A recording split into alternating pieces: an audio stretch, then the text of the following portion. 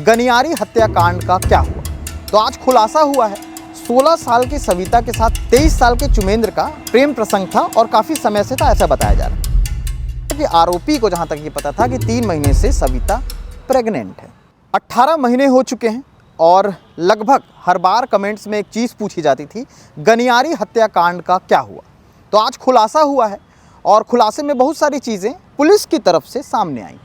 जो सामने आया है वो थोड़े सवाल खड़े करता है, लेकिन जो चीज़ें सामने आई हैं वो बताना दिखाना भी ज़रूरी है। इसलिए कैमरे के सामने मैं सीमांत, कैमरे के पीछे सचिन भाऊ के साथ और अपनी टीम के साथ यहाँ पर मौजूद इसलिए हूँ क्योंकि आज प्रेस कॉन्फ्रेंस होता है और ये बताया जाता है कि गनियारी मामले में आरोपी को पकड़ लिया गया है। कुल 2 आरोपी। गनियारी मामला जो कि होता है 6 मार्च 2024 की आधी रात को, और मामले के बारे में पता चलता है 7 मार्च को सुबह, जिस दिन सारे पत्रकार वहाँ पर पहुँचते हैं। हम भी पहुँचे थे, कवरेज हमने की थी। कवरेज के दौरान बहुत सारी चीज़ें सामने आई थी, लेकिन लगातार दिन ब दिन तारीख पे तारीख आते थे। कोई भी ऐसा जवाब नहीं मिलता था कि इसमें आरोपी को पकड़ लिया गया या कोई ऐसा चीज़ डिटेक्ट हुआ है जिससे ये आरोपी हो सकता है। बहुत सारी चीज़ें हुई, ब्रेन मैपिंग से लेकर के न जाने क्या क्या हुए। इसमें नार्को टेस्ट हुए, पहले गुजरात और उसके बाद अहमदाबाद, बहुत तमाम जगहों पर हुए।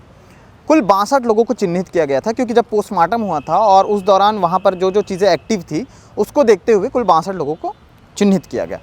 इस दौरान इस बीच हम गनियारी पहुँचे भी थे, हमने खबर भी बनाई थी। खबर में कई बार मामले इधर से उधर होते नजर आए थे। कई बार कोई कहता था कि हो सकता है कि प्रेम प्रसंग वाला विवाद हो, कई बार लगता था कि ज़मीनी विवाद हो। हर बार शक के घेरे में परिवार जाता था, क्योंकि परिवार में काफ़ी ज़्यादा लोग थे उनके, और कहीं ना कहीं ज़मीन को लेकर के ये सारी चीज़ें बताई जाती थी। कई बार परिवार वाले आईजी कार्यालय के सामने पहुंचते हैं, और इसके बाद जब 18 महीने में 3 एसपी चेंज हो जाते हैं तो चौथे एसपी आते हैं, और उसके बाद अब जब ये मामला सामने आता है तो कुछ प्रेम प्रसंग से जुड़ा हुआ सामने आता है। इसमें एक व्यक्ति है चुमेंद्र निषाद, जिसकी उम्र 23 साल है। पुलिस के माध्यम से जो विज्ञप्ति आई है उसमें ये लिखा है कि 16 साल की सविता और 62 साल की राजवती, जिनको मारा गया था, 16 साल की सविता के साथ 23 साल के चुमेंद्र का प्रेम प्रसंग था और काफ़ी समय से था, ऐसा बताया जा रहा है। बीच में हुआ यह था कि फरवरी का महीना था, 2024 का साल था, और चुमेंद्र की सगाई हो जाती है। ये बात सविता को नहीं पता थी, लेकिन सविता की सहेलियों को पता थी, और सहेलियों के ज़रिए सविता को पता चलती है, जिसके बाद सविता बौखला जाती है। जैसा कि विज्ञप्ति में बताया गया कि ये दोनों पहले से प्रेम प्रसंग में थे, गर्लफ्रेंड बॉयफ्रेंड थे। अब सविता ये मन में ठान लेती है कि वो बदला लेगी। बदला इन द सेंस मतलब उसके परिवार को या उसको बर्बाद करेगी, क्योंकि उसके साथ उसने गलत किया है। गलत क्या किया?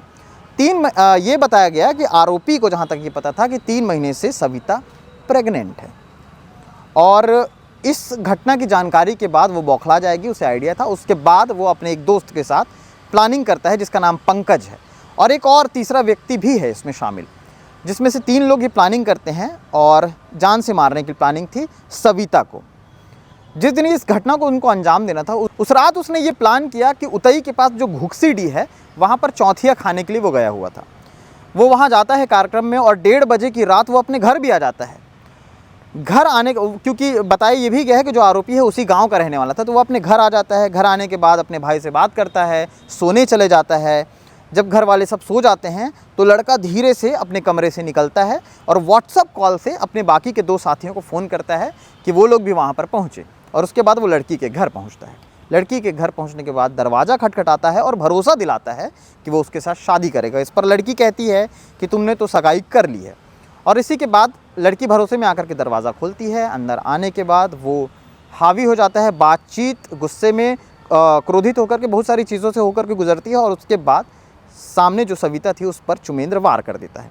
वार इतना भयानक करता है कि सविता लहूलुहान हो जाती है, और उस समय की जो तस्वीर घसीटते हुए दिखाई थी हमने, उसकी तस्वीर आज क्लियर होती है थोड़ी बहुत इस विज्ञप्ति से।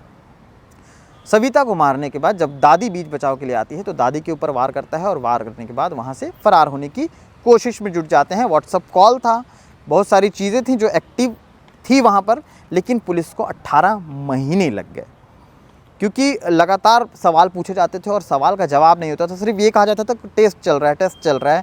परिवार वाले भी बार बार ये सवाल खड़े करते थे, कई दफ़ा दुर्ग आते थे, लेकिन इस पर कुछ हो नहीं पाता था। जो कुछ हुआ वो कुछ ऐसा निकल के आया और उसके बाद फिर आरोपियों को पकड़ा था। मेरे साथ निशांत ताम्रकार हैं, दुर्ग से हमारे सहयोगी जो जुड़े रहते हैं। इस खबर में आप भी उस जगह पर थे, हम लोग भी गए थे।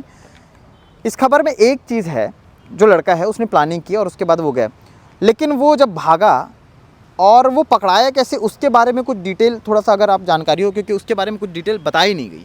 सबसे पहले जो पहला आरोपी है जो चुमेंद्र नाम जो बता रहे हैं, उसको पुलिस पूछताछ के लिए भी लाई हुई थी, लेकिन उस टाइम क्लियर नहीं कर पाई।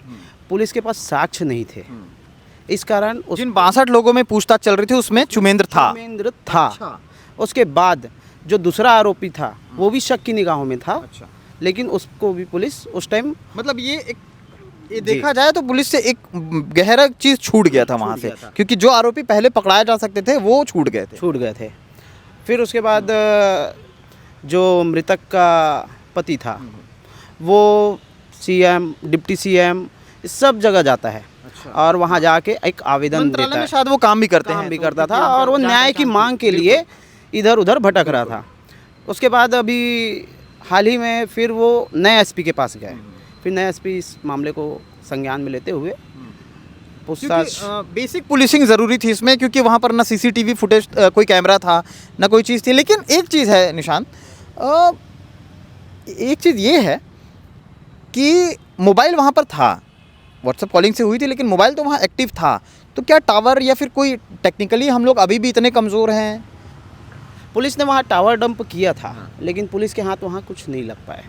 अब उसके बाद फिर पुलिस पूछताछ के लिए भी बाकियों को लाए, बाकियों को भी पूछताछ किए। कई लोगों का नारकोटिक टेस्ट भी हुआ, लेकिन पुलिस को उसमें भी ब्रेन मैपिंग भी होता है। फैमिली को बार बार घेरे में लाया जाता था कि हो सकता है ज़मीन का विवाद हो या भाई भाई का एक लड़ाई हो, प्रेम प्रसंग वाली चीज़ें जो थी। अच्छा, ये कहाँ का रहने वाला चुमेंद्र उसी गांव के पास का ही है ना। और वो लड़की से ही बहुत प्यार भी करता था और उसको सपने भी दिखाए थे ऐसे। अच्छा, शादी करूंगा और ये सारी चीज़ें, ऐसा चीज़ वहाँ से मालूम चला। और उसके बाद ये सारी चीज़ें होती। तो तीसरा जो आरोपी है उसके बारे में क्या कुछ बताया गया? वो अभी भी फरार बता रहे हैं और मेरे ख्याल से तीसरा आरोपी भी बहुत जल्द आ जाएगा। ठीक है। हाँ, जिस तरह निशान ने कहा कि बहुत जल्द तीसरा आरोपी पकड़ा जाएगा। 2 आरोपियों को पकड़ने में 18 महीने बीत गए। देखते हैं तीसरा आरोपी कब तक पकड़ाता है। हालांकि एक लिंक मिल चुका है, तो हो सकता है आरोपी भी पकड़ा जाए, लेकिन इस पूरे मामले को लेकर के बहुत सारी चीज़ें अभी भी उलझी हुई हैं। 16 साल की लड़की और उसके बाद बहुत सारी चीज़ें इसमें सामने आ रही हैं।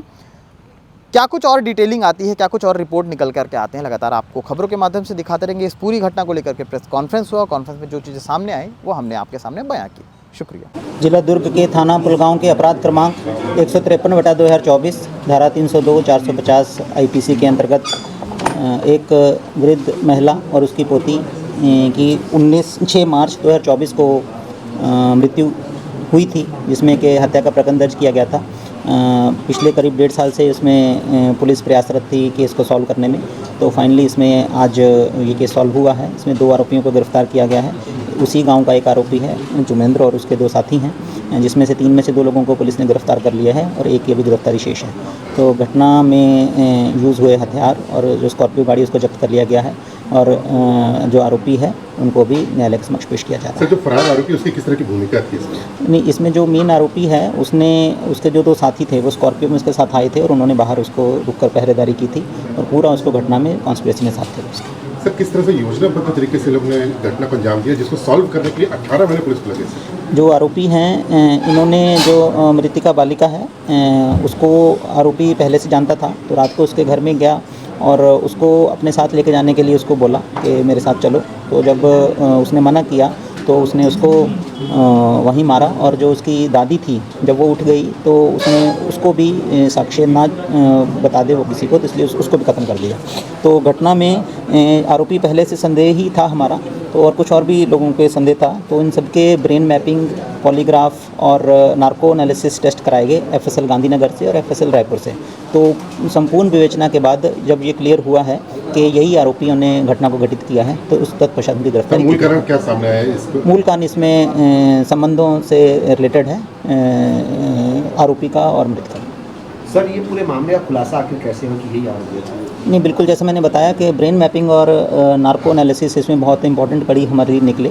उन पे जो हमें क्लू मिला आरोपियों के रोल को लेकर, तब उनसे फिर पूछताछ की गई और फिर उन्होंने जब उनको ब्रेन मैपिंग और उसमें जो तथ्य आए सामने, उसके आधार पर जब उनको कन्फ्रंट किया गया और उनके साथियों की जो गाड़ी थी उसकी लोकेशन और सब चीज़ों से, तब ये क्लियर हुआ कि इन्होंने नहीं किया। फिर उन्होंने कन्फेशन किया, उसके बाद उनको गिरफ्तार किया।